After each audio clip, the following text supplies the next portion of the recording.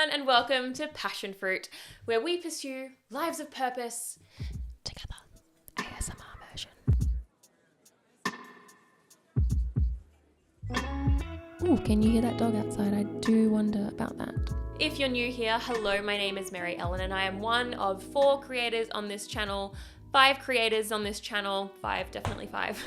My spicy slant, for lack of better words, is that I am a visual creative. So I'm a designer, I'm a visual artist. Anything to do with visual communications, I am your girl. I criticize logos as like a hobby. I'm one of those people. That's kind of irrelevant, but also kind of relevant to today's activity. My predominant YouTube consumption as of late has been zine videos. And I thought that was interesting because there is certainly something welling up within me that wants to be creative. What better way than to make a zine myself? Now, if you haven't heard of a zine before, first of all, which underground community are you part of? Because genuinely with today's world, I would be kind of interested in being part of it. Secondly, you're about to be amazed because zines are truly one of the most creative dog barking. Zines are truly a very creative, very fun medium. They come in all kinds of shapes and sizes, all kinds of formats, different techniques. If you hear a dog in the background, it's just gonna have to be there because the more I talk, the more it barks. The word zine itself comes from the word magazine. Makes sense. And it is basically a self-published booklet created for small-scale circulation. In terms of the actual medium itself, obviously a zine is a printed publication, but that is pretty much where the definition begins and ends because you can create it out of anything paper-related. They can be hand-drawn, typed, photocopied, printed at a professional printer, hand printed at home. The world is your oyster when it comes to zines, and that is really exciting for me because today, I was really done. If I survive to make the video, today I am going to be creating a digital zine because it's just mess free and I just cleaned my office and I really don't want to have to get out my paints and stuff. Of course, there is the question of what is my zine gonna be about? Honestly, that is the thing that has kind of prevented me from ever making a zine before. I just didn't feel super inspired topically. I was like, oh, to come up with an original storyline or an original concept is just too much to think about. Let me do something else. That is where the barrier has been. But today I am really inspired by a book that I've been reading recently. It is called 4,000 Weeks by Oliver Burkeman. And this book has changed the way I view literal time. If you have a toxic or stressful relationship with time and productivity, like I do or have had in the past, then this is the book that you need to read immediately. Literally pause this video, stop it right now, go on Amazon and buy it, go out to your shops and buy it. It is chef's kiss amazing. I'm going to read you bits of this book in the background as I create my zine that have literally been life-changing for me. But there were a couple of paragraphs in here that were just like crazy. And today I'm actually going to create a zine on one of them. Night, oh night. Wrong video. Oh. Hey guys, long time no see. I literally moved from right there to right here, but it's been a journey. I'm just going to quickly run you through my design process before we basically go to voiceover / time lapse. So normally when I start a project, I have a brief from a client and then I'll look for inspiration in different places. Today, it's basically, we're going to be freewheeling it. We're going to just figure it out on the fly. Now, of course, unless you're part of the aforementioned underground community, you've probably heard of this first website.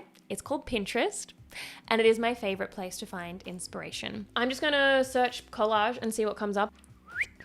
Oh, I love it. Oh my gosh. Now, I'm going to be completely honest. I'm not going to have time to do some of these crazy collages. Oh, how cool is that?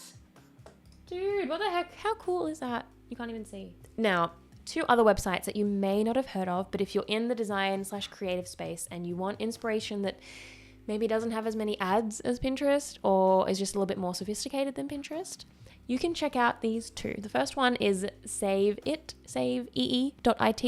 It's very curated. So you've got like high-end brands and like graphic designers and just like, it's just polished, you know? Maybe I can use some of these. Okay, and then I'm gonna get so distracted unless I like keep on topic. Next website is called cosmos.so, S-O, and it is also a very curated, like very kind of editorial website. The first thing we have to do when we start a project is create a blank file. So I'm creating a printed product, which means that I would normally be using InDesign. However, because it is very like visually intricate and I'm going to be cutting out a lot of stuff and placing stuff, InDesign ain't the program. So I'm going to be using Photoshop, but I'm going to use artboards within Photoshop like you would in Illustrator for each page. Okay. I have 8 artboards here. Woo! And they are going to represent the 8 pages of my zine. I'm going to keep it real short. My first foray into zining will be brief but fun. Now, of course, we need some photos. You've probably heard of Unsplash. Unsplash is great, but of course they now have a bit of a paywall, which sucks. They're not my favorite anymore. My new favorite place to find royalty-free images is actually a website called Dupe. Dupe Photos, I think? Dupe? Oh no. Just Dupe. No. Dupe Photos. Dupephotos.com. How many times can I say Dupe Photos? Oh my goodness. And it's basically like a website for Gen Z. All of the photos feel very unedited, raw, kind of UGC vibe. So I'm going to go through and start downloading some stuff. What I'm thinking is I've written the quote here that I want to use. And I think what I want to do is bring in some like archaic computer imagery, but also potentially kind of like letters and emails. There's kind of this tension between work and stuff and like routine and accumulating stuff and then freedom and travel and youth. It makes sense in my head. It does make sense in my head. I don't know if it's making any sense as I'm saying it, but that's okay. Ooh, special God, how I need you.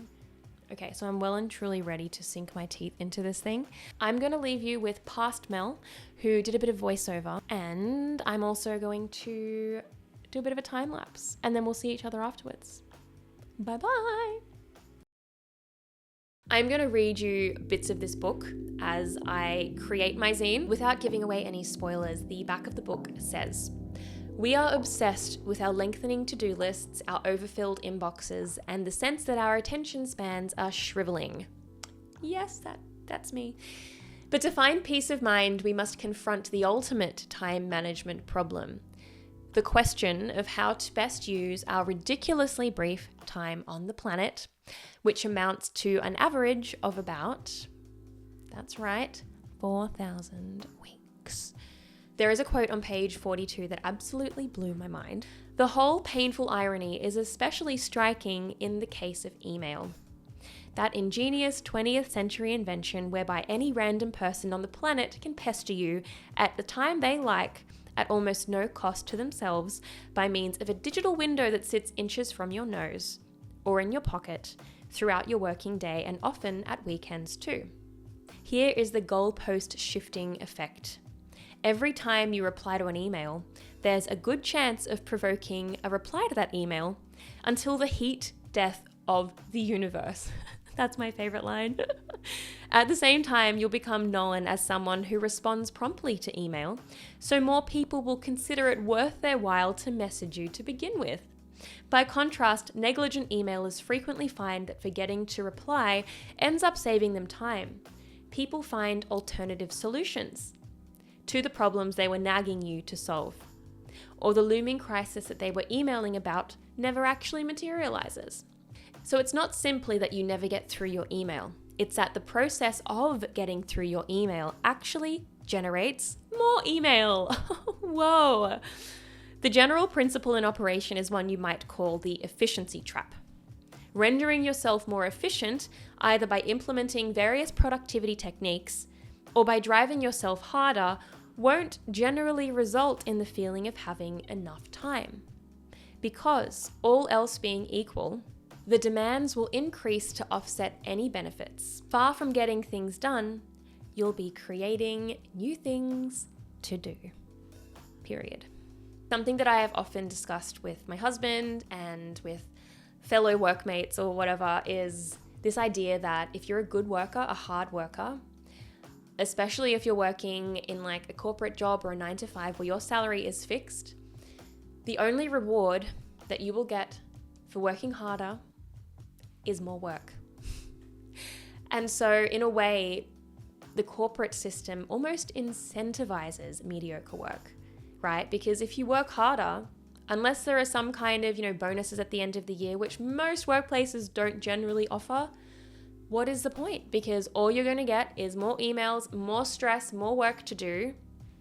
Like, make it make sense. Another idea that Oliver talks a lot about in his book is basically the reality that as finite human beings, we can never experience everything that we want to experience. We can never do everything we want to do. We can never see everything we want to see. It's like we have an infinite soul trapped in a finite body. And that lends itself to all kinds of spiritual discussions and implications, but I'll save that for another video. If you want me to talk about that, I absolutely will.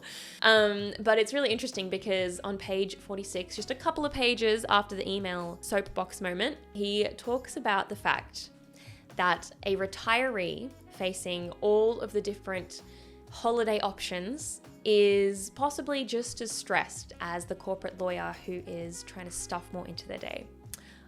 Let me read it to you.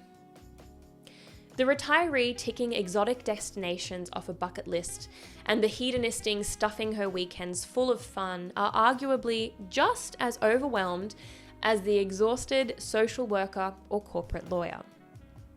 It is true that the things by which they're being overwhelmed are nominally more enjoyable. It's certainly nicer to have a long list of Greek islands left to visit than a long list of homeless families left to find housing for, or a huge stack of contracts left to proofread.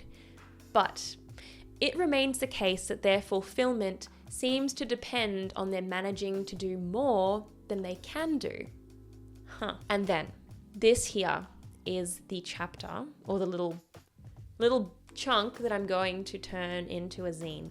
Perhaps it goes without saying that the internet makes this all much more agonizing, because it promises to help you make better use of your time while simultaneously exposing you to vastly more potential uses of your time, so that the very tool you're using to get the most out of life makes you feel as though you're missing out on even more of it. Facebook, for example, is an extremely efficient way to stay informed about events you might like to attend. But it's also a guaranteed way to hear about more events you'd like to attend than anyone possibly ever could attend. OkCupid, the dating site, is an efficient way of finding people to date, but also of being constantly reminded about all the other potentially more alluring people you might be dating instead. Email is an unparalleled tool for responding rapidly to a large volume of messages. But then again, if it wasn't for email, you wouldn't be receiving all of those messages in the first place. The technologies we use to try to get on top of everything always fail us in the end, because they increase the size of the everything which we're trying to get on top of.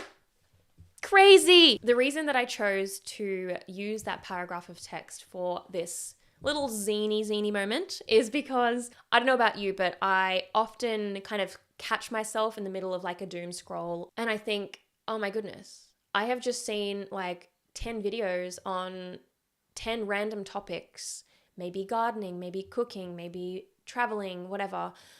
And I will never get to do all of those things. Or maybe I will get to do all of those things, but what I've just consumed in like 30 seconds, a minute, would take me years to accomplish.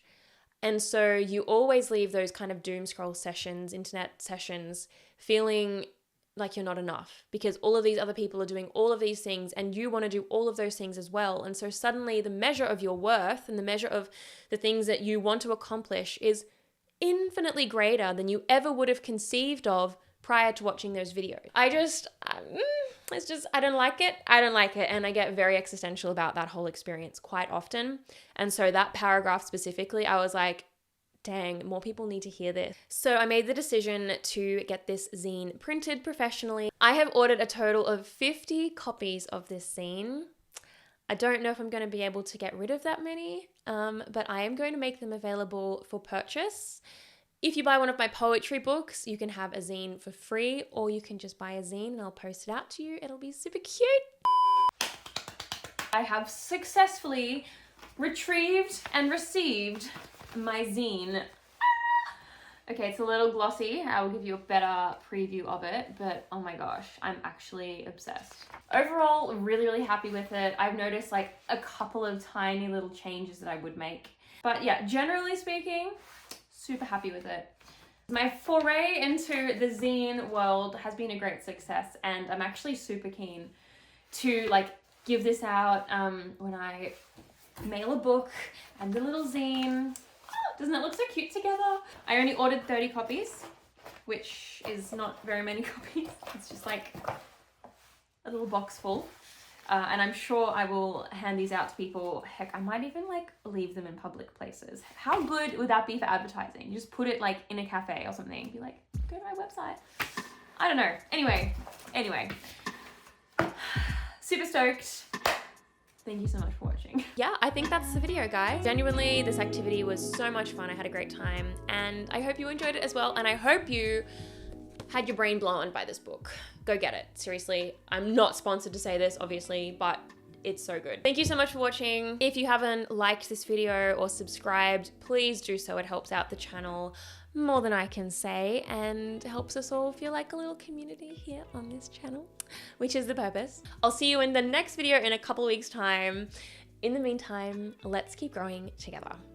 Bye.